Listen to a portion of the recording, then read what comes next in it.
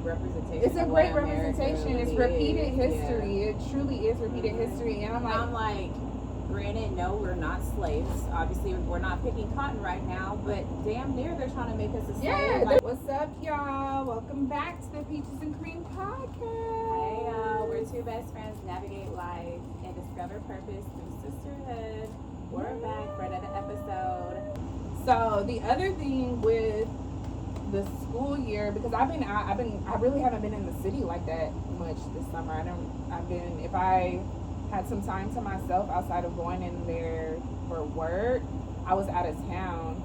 So if y'all don't know already, Trump had in his administration, they changed some things to where now there's federal involvement in Washington D.C. as far as managing the people and protecting the streets. And so it's very heavy in the city with federal protective services, ICE, the National Guard, plus the MPD, and they're bringing people from outside of this area. I actually live near Andrews Air Force Base, which is like that's where they fly in and out the president. Like, y'all may have heard of that before. So I live close enough that I hear all the helicopters and planes come in. So like literally all this week, like I just saw them flying back and forth.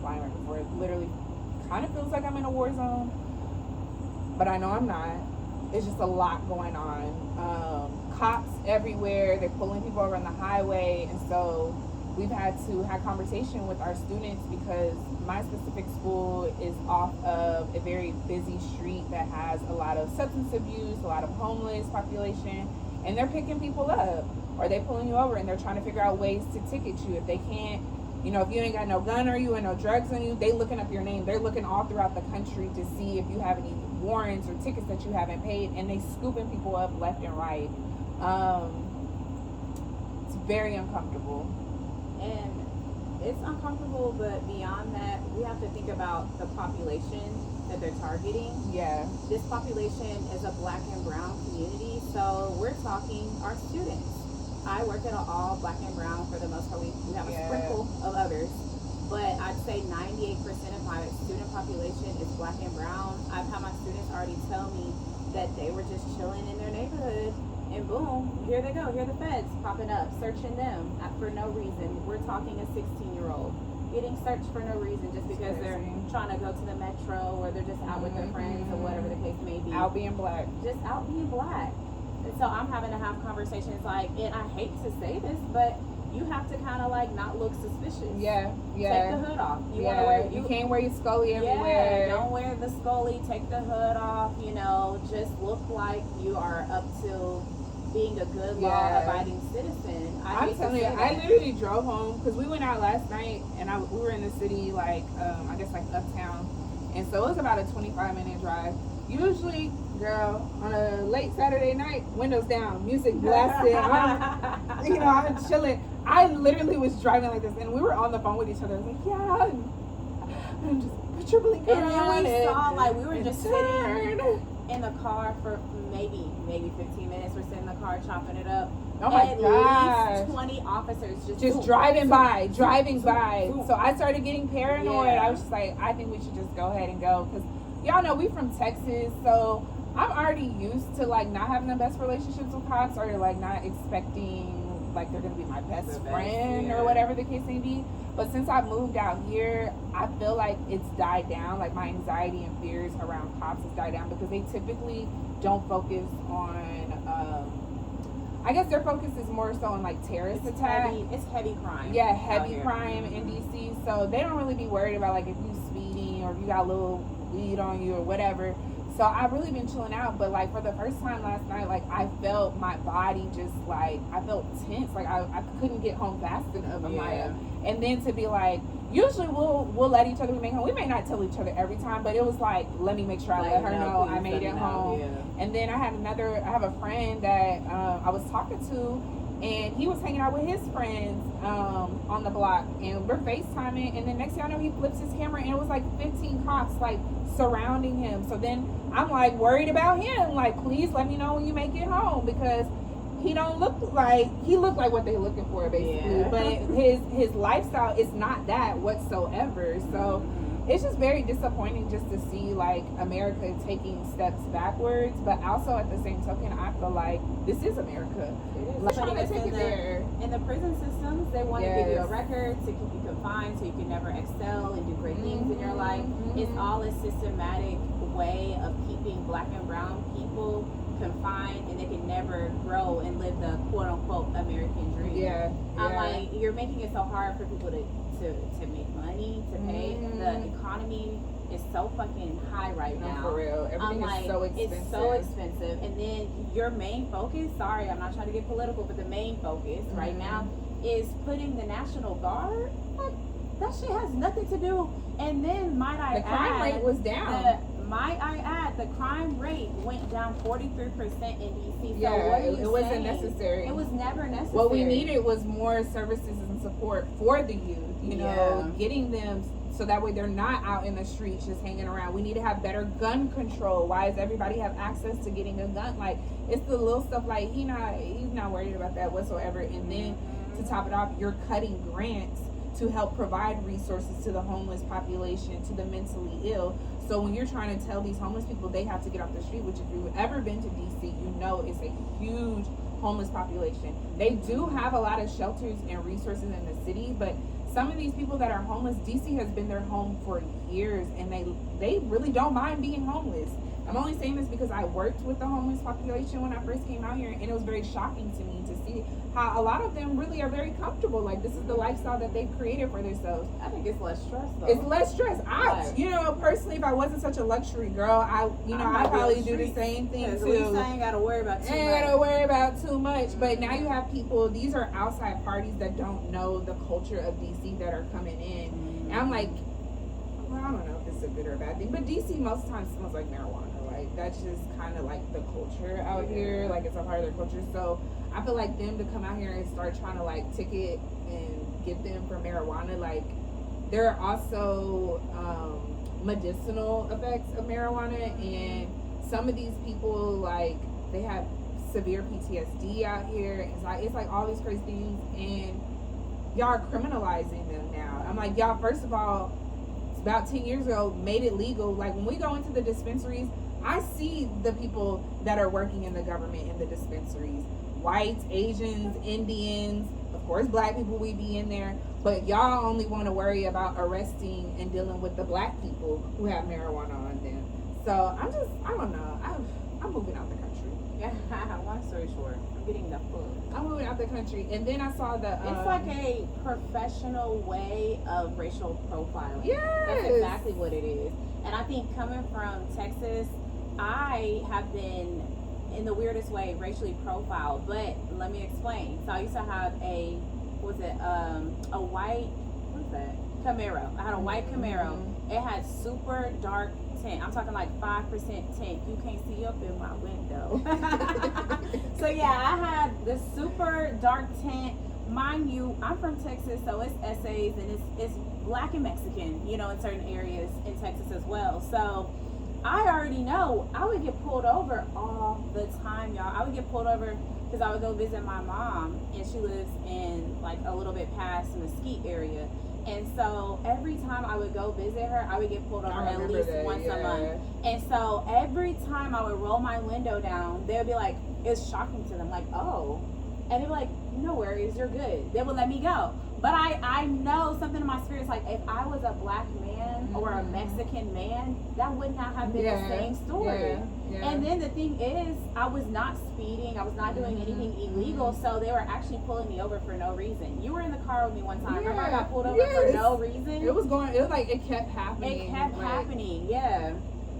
So I say that to say, like, that's a common thing that I think a lot of black men experience already is racial profiling. And when I moved out here, it was like a sense of relief, like pounds were lifted off, because I felt like cops really weren't looking for like little irrational things to pull people over. Like, they're really trying to focus on heavier crime, and we have the cameras installed to where, like, okay, if you're speeding, you're just gonna get that. You're just gonna get that in the mail. No one's gonna actually pull you over for that.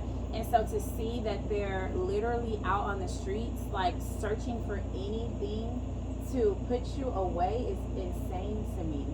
It's crazy. Like, where is the logic? I mean, these are these are humans. We're people. Like, these are humans. It's like, damn, you don't get a little slap on the wrist. Like, okay, maybe you had an old warrant that you never took care of. But damn, like, I'm just going to jail like that? My family, we're from Guatemala. We've been living out here. My great granny raised all of us. Now ICE is at my front door taking me back. Like, that's insane to me. I don't like it at all. So it makes me, I know that I have no concern. That is a privilege, but it does make me more inclined to not want to like go out in DC. I live in DC. I don't live like right in the heart, but I feel like I'm in a really good area where I don't like have to experience too much of it.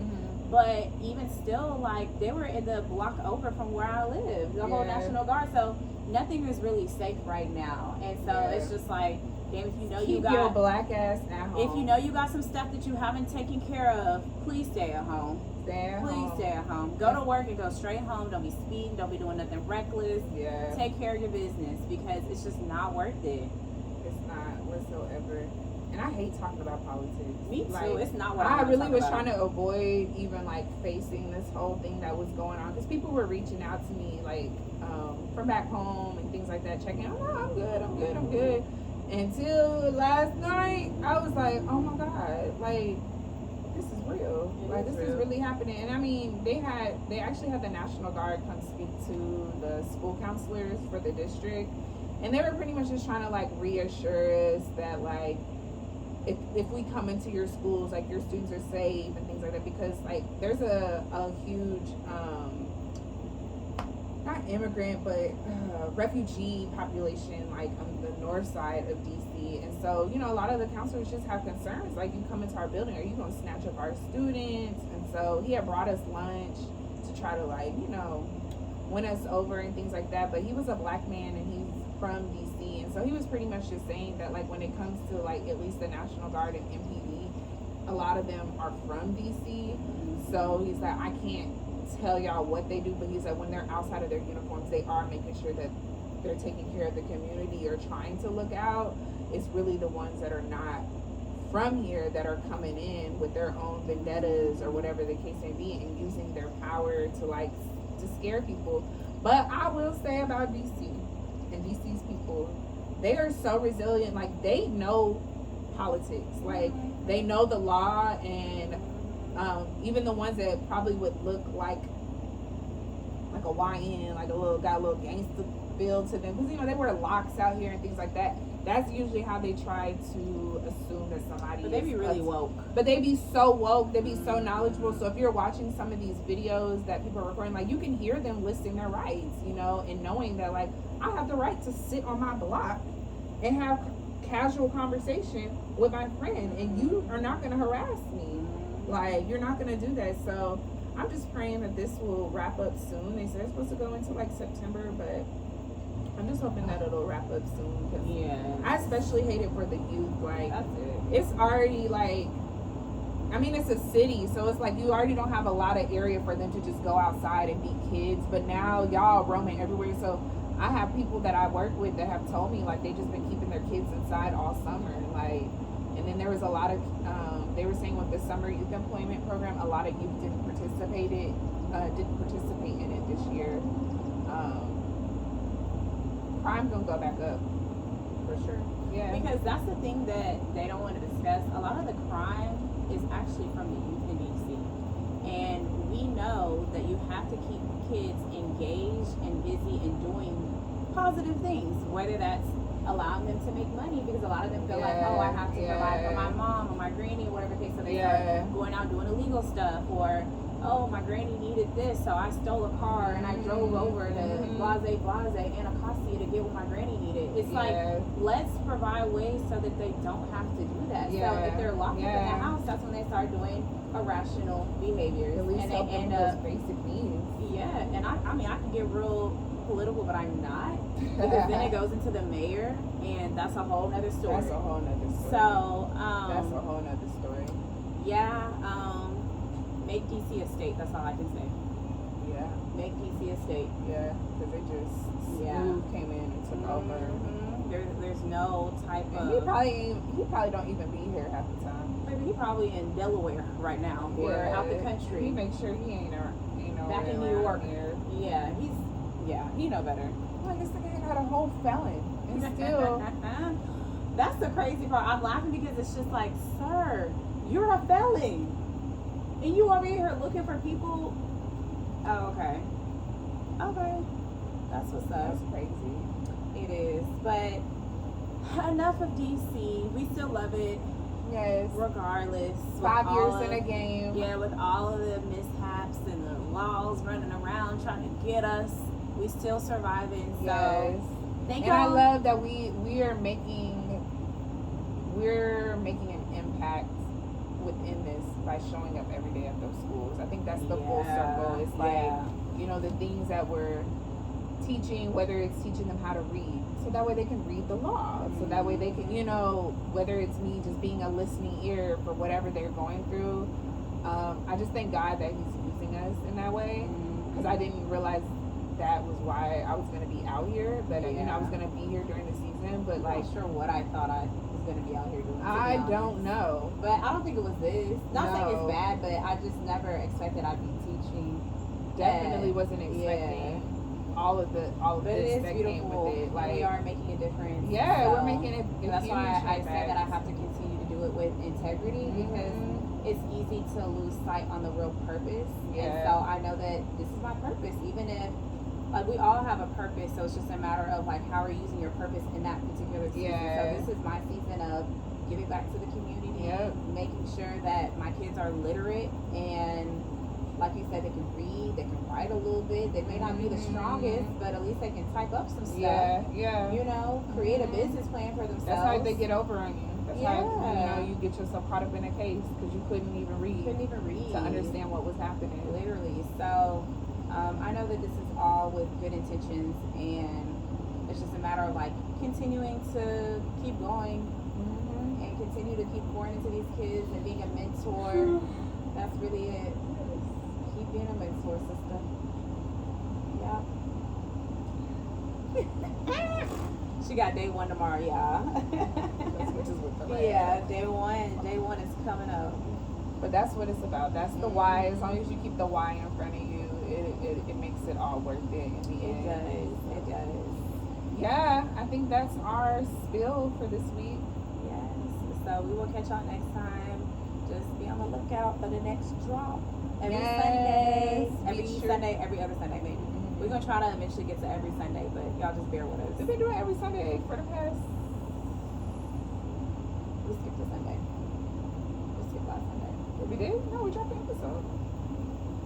I think it was the Sunday before. Yeah, maybe the Sunday before. Yeah. Either way, just check us out on Yeah, Sunday. subscribe, Yeah. share, comment, like. We love when y'all give feedback, but we also love when you give feedback under the comments. Yes. So please drop I your have comments noticed that down people there. will literally come up to me and tell me feedback. I'm like, I Yes. love that, but please help put us it- out. Help us yeah, out. Help put us it- with the algorithm. put it in the comments, please. Yes. But yeah, we'll thank catch you. y'all next time. Peace.